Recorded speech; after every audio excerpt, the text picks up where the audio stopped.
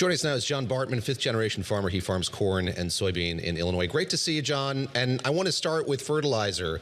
Christina Freeland there saying it's about 25% of the cost for farmers. Walk us through how much, in broad strokes, you're paying for fertilizer each year, and what's changed, if anything, over the course of the last 4 or 5 weeks. Well, David, first of all, I just want everybody to understand that standing behind me, I have 2 fertilizer tanks. And those fertilizer tanks hold liquid urea, which is 32% the industry standard. And last year, by the way, this is enough to plant 100 acres of corn.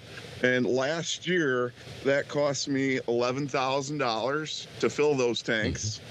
2 weeks ago, it was $17,000, and now today it's close to $21,000 and climbing.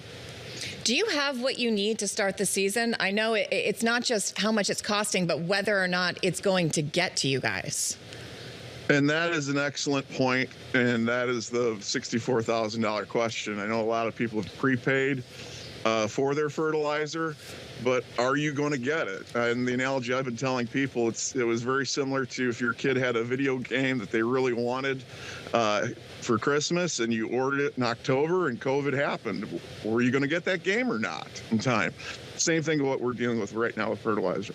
You bring up COVID, and I think of all the supply chain disruptions that happened then. Was it anything analogous to what we're seeing now? Was it hard to get that urea fertilizer then, or is this something that's novel, something you haven't experienced before as a farmer?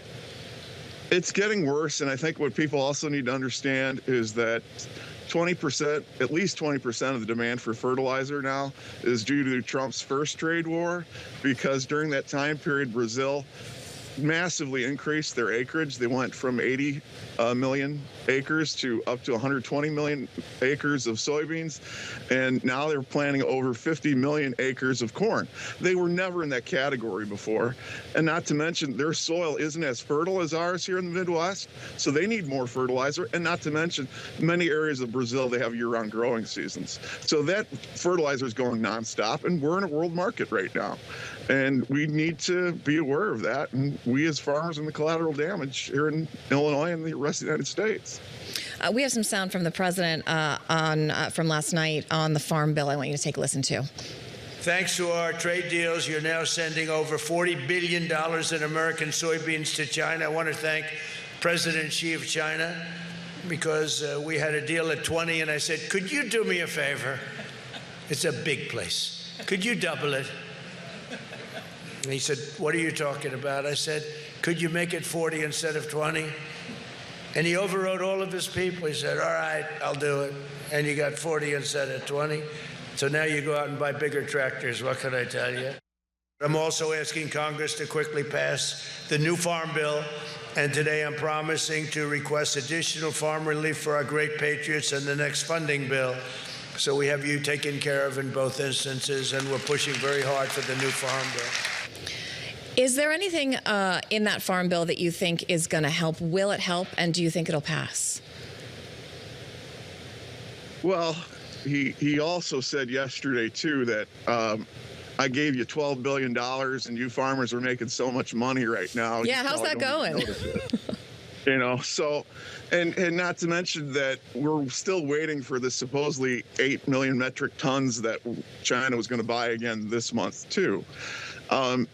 It's, who knows what the guy's going to say next. And it's just very, very unfortunate, the situation that we're in. And we're in another man-made crisis caused by Donald Trump right now. And it's just frustrating. We need a farm bill. I think the Republicans are very nervous about getting a farm bill passed. They want to get it passed because they don't want to open up the Pandora's box of dealing with the SNAP program again, which they ripped out through the big, beautiful bill. And there are other wonderful conservation programs that aren't funded like they used to be. I'd much rather be talking with you guys today about carbon sequestration and that new market, which we should be talking about, that has really been put on the back shelf thanks to the Trump administration right now. So I'm very bearish, unfortunately. And that's kind of why I'm actually growing more corn this year, because I knew I at least have a market for it. We'll come back anytime, John. We'll talk about sequestration of carbon if you want to. But let me ask you quickly. Got about a minute left, and I don't know if viewers saw it, but the president was speaking in front of this gilded tractor yesterday at the White House, gold tractor, and he said he's going to go to John Deere and internationally to other companies and say, make less expensive farm equipment. Putting that aside, how do you think about making big capital investments like that at this moment? Is it something you can even weigh at this point in time because of all the uncertainty? His quote-unquote bailout program gave farmers for soybeans $30 an acre. John Deere's new X9 combine is officially the first implement that's over $1 million. So when, according to the University of Illinois, last year every farmer lost $100 an acre.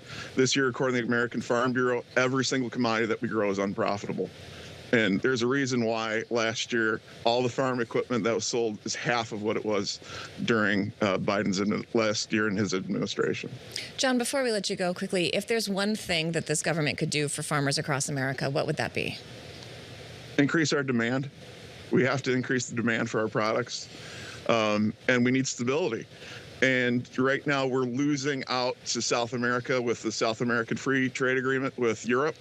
And Canada right now is joining with the South American Free Trade Agreement. It's absolutely crazy. We are in a world economy, and we've been exporting food since the colonial days. And that's what we do in this country. We feed people. And this administration needs to understand that.